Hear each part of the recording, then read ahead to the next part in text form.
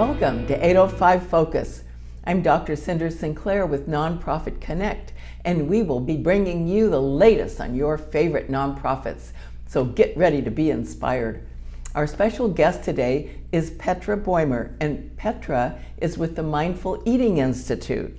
Welcome, Petra. Thank you, Cynder, for having me again. Yes, I always love it when you come on the show. Thank Because you. you always have such wonderful things to say that are so important, and you have new things to say. And so I'm just eager to hear what you have going on So at the you Institute. mentioned earlier that you are following my posts on LinkedIn and that you've noticed that I've broadened my scope, Yes.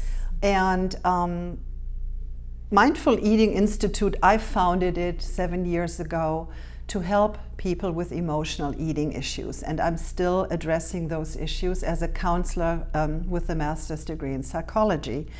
And over the years, Cynder, I have noticed that clients who come to me for weight issues need so much more than dietary recommendations. Diets don't work long-term, period. I taught dieting and weight loss classes at Sansom for 4 years. Yes. And I realized that restrictions and rules don't work for somebody who's an emotional eater. And so I weave into my work self-compassion research, mindfulness meditation, cognitive restructuring. And what that is over time learning to replace the powerful ritual of eating instead of feeling. Wait, say that again. The ritual of eating Instead of feeling. So let's say you had a great dinner, you are satisfied, but your heart is still hungry. You are still looking for something to eat late at night, which is typical for many emotional eaters. They start self-soothing and self-regulating with food after a very busy, stressful day. So practicing a mindful pause and asking yourself, what am I really in need of? I ate a good meal. Mm-hmm. I'm not physically hungry. So what is the core need? What is the underlying need? I developed a visual which I call the emotional eating iceberg, where you see the tip of the iceberg, and weight issues and diets, they live up here, but underneath the water is where the deep work happens. So we take a deeper dive into the core emotions that make you reach for food when you're not hungry. And interestingly enough, 90% of my clients started struggling with weight around age 7 or 8. Really? Mm-hmm. Yes. So it's a lifelong issue for many clients, and we can't just rip off the Band-Aid of emotional eating without replacing it with another self-care tool, which is self-nurturing, self-soothing, as if you were helping a child in need. And I often say, imagine I gave you a foster child for 3 months. The kid is stressed from school or got bullied. Would you just keep giving the kid cookies or 3 glasses of wine? They say, of course not. How would you talk to this child? How would you comfort it? And then give yourself the same compassion as if you were helping a loved one. And this is based on self-compassion research by a Ph.D. psychologist that I follow, Dr. Kristen Neff. She has given TED Talks and written books. Self-compassion to me is the most important treatment tool in my program. Being kind and gentle with yourself. And I truly believe, Cynder, maybe you agree, none of us need more discipline. We need more compassion and more nurturing. That's what I'm finding. Wow, you are really getting to the bottom Yes. of that iceberg, I guess. Yes. So it's a deeper dive and it takes some courage. However, one of my strengths is I can make people feel safe. Oh. So we take that deeper dive very gently and safely, and we explore with gentle curiosity who's running the show here? The 7-year-old, yes, maybe. Of course, 7-year-old. of course. And if the 7-year-old doesn't need any food, how can we help the child? Mm-hmm. So of course it's a metaphor. There is no child living in here. It's part of our psyche that I learned later in life. I brought her in closer. I had a great mentor. She worked with me for 7 years, and she was taught by her mentor how to bring the inner child closer and integrate it. And I recently gave a talk at a Rotary Club in Ventura, and after my talk, a gentleman approached me and said, "Petra, do you do sports psychology?" I said, "Well, tell me more." And he said, "You know, on the golf course, I'm afraid to hit the driver." Now, I'm not a golfer. I thought he's hitting the golf cart driver. No, of course, of course. I understood instinctively or intuitively that the fear of hitting the driver is deeply connected to anxiety inside of him for other reasons. So he's now my client, and I have to say, he was so ready to bring his little boy closer. He was raised with very intensive messages, not just boys don't cry, but work hard, work harder, and if it hurts, I don't care, you keep going. And many, many men, even female clients, are up against that old programming of push through pain no matter what. Yeah. And so he is now going on the course. He has 2 tournaments this weekend with much more lightness and much more fun. Oh gosh, and that's he's great. not so hard on himself anymore. And I said to him on the Zoom call the other day, I said, you know, when people ask me what I do, I say, I make grown men cry. And he said, you're not kidding. So it's really, men need to release too, and not just holding it all together. However, many women, especially single solo entrepreneurs, push very, very hard. And then possibly overeat and drink too much to just calm down and take the edge off. Yeah. And so it's beautiful work. And I would like to encourage any listener who is pushing way too hard to practice what the centenarians practice. I follow Blue Zone's research. Oh, yes, yes. And what do these people have in common that are 100 and older? They don't sweat the small stuff. They have a good tribe behind them, meaning a very solid circle of friends. They walk naturally, basically all day. They don't go to a gym. And one of the most important things is they know how to downshift and down-regulate. And that is key, and it's a skill that we can learn. And some cultures do it more naturally, like the Italians.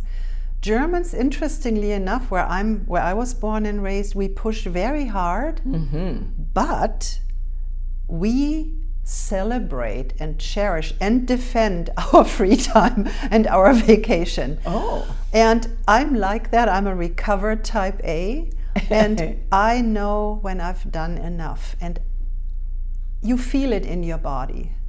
When do you know you've maxed out? When do you know it's time to say, you know, enough already, I've done enough for today? So some single mothers who are listening right now may think, well, that's easy for you to say, Petra. So self-care, I feel, is not just getting our hair done or our nails done. It is also saying no to demands and saying yes to yourself. It sounds a little bit watered down, but what it really means is having the courage to speak your truth and say, you know, I would love to come, but I'm running out of steam. I was signed up for a lecture at UCSB on Monday. By 4 o'clock, I was so fatigued, I thought, I'm not going. And wrote the ticket people, you know, give my ticket to somebody else. And I was on my couch, just relaxed, like, thank God I didn't go. So honoring our energy levels is more important than time management, I feel. Yeah. So I love it that you you started with the mindful Yes. eating, and so you have this nutrition background. No, psychology more. And Yes, psychology. yes. But I know you've also worked at Sansom. Yes. You were teaching. Yeah, we did teach some of them. I just don't want people to think I'm a nutritionist. No. I have no. basic knowledge for Yeah, sure. yeah. Yes. So I came from that angle. Uh-huh. Yes. And now you're expanding it. Yeah, I've read your articles that you have on LinkedIn and Facebook, and also in some of the local magazines. Yes. Very interesting. Thank you. Articles. Yeah. And so, but now you're expanding, it seems, when I read your articles, to not just mindful eating, but also mindful living. And I probably will change my business name or change my business model to mindful living, because it incorporates That's a good idea. the intentional living, with self-kindness. Yeah. I always say that living a self-compassionate life doesn't mean the absence of excellence. We can still have wonderful, amazing goals. However, I feel if this unit here is burned out, how can we possibly give to others? Yeah. And I often say self-care and kindness starts with us. And this overused term, but I still love it, on the airplane, give yourself the oxygen first. Right. It's so true. You can't give from an empty cup. Yep. So, and it's not selfishness. It takes practice to say no and yes to yourself. So no to others, yes to yourself. And I think even parents can learn to say to their kids, I need 10 minutes undisturbed, and you do not knock at the door. Mommy needs some quiet time. And I think we can model to the kids, right? Yes. And you're absolutely right about that. I wish schools taught children how to meditate. I think some schools do. And it always warms my heart when I see video clips of children with their eyes closed in a relaxed meditative state. Beautiful. So I meditate with all my clients in the beginning of each session, and they get little assignments of practicing this. And I'm working with a client this afternoon, and she said 3 out of 3, so 3 nights in a row, because she doesn't sleep very well. So mindfulness meditation is worth gold for anxiety management, depression. I'm not saying stop taking your meds, absolutely not. Right. But as an additional tool for wellness, there's so much research on mindfulness. Well, a lot of people I've been reading or hearing have trouble with sleep. Yes. And so it's interesting, your whole perspective and approach spills over into every aspect of a person's life. I feel that's true, and in the beginning clients found me because they wanted to lose weight, and that's still the majority of my clients. However, we talk about every other aspect of life. How is your work relationship? How is your relationship with your husband? How are you engaged in meaningful activities within your community? Is there enough time for rest and play?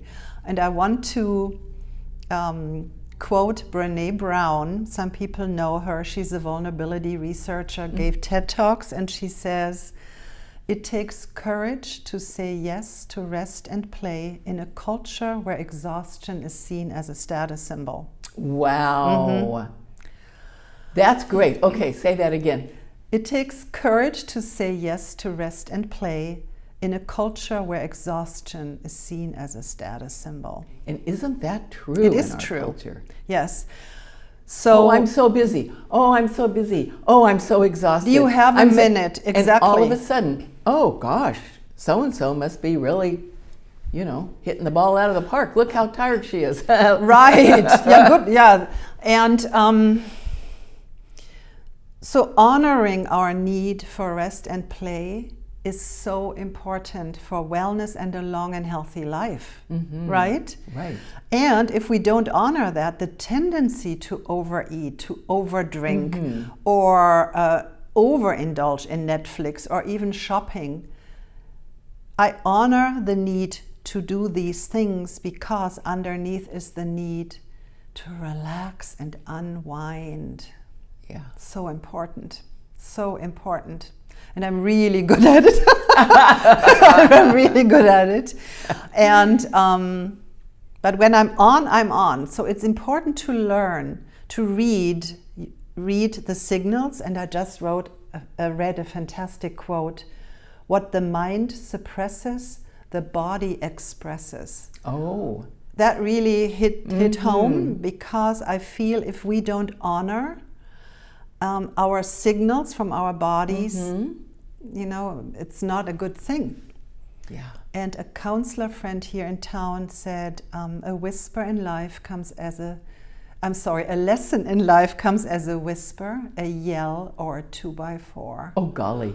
I know. So let's listen to the whispers, Yeah. is my invitation. And the whispers are, if my shoulders are too tight for too long, you know, there's something going on.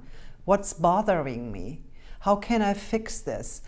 What's really scratching this inside? Sometimes we don't know why we're agitated until we sit with it as if we were sitting with a child. Say, honey, you seem upset.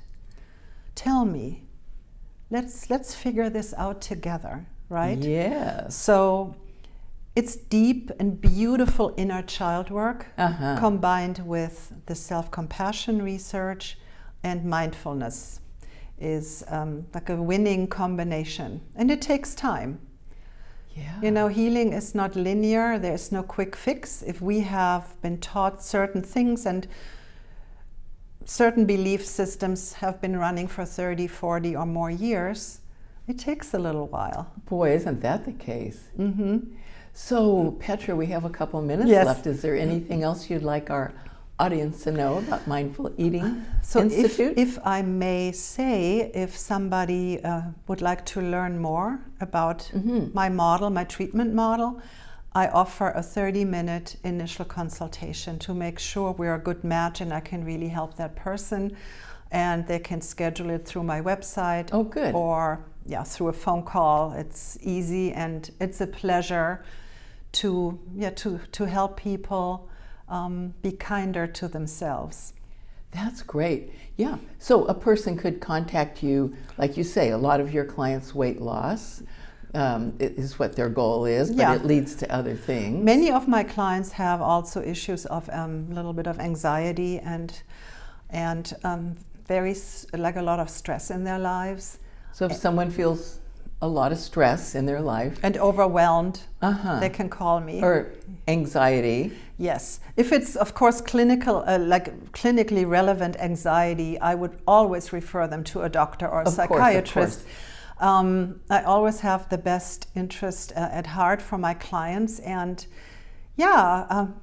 we can figure this out within 30 minutes if we're a good match or not. And then the follow-up would be a 2-hour intake consultation, which would be start of a 3-month or 6-month program.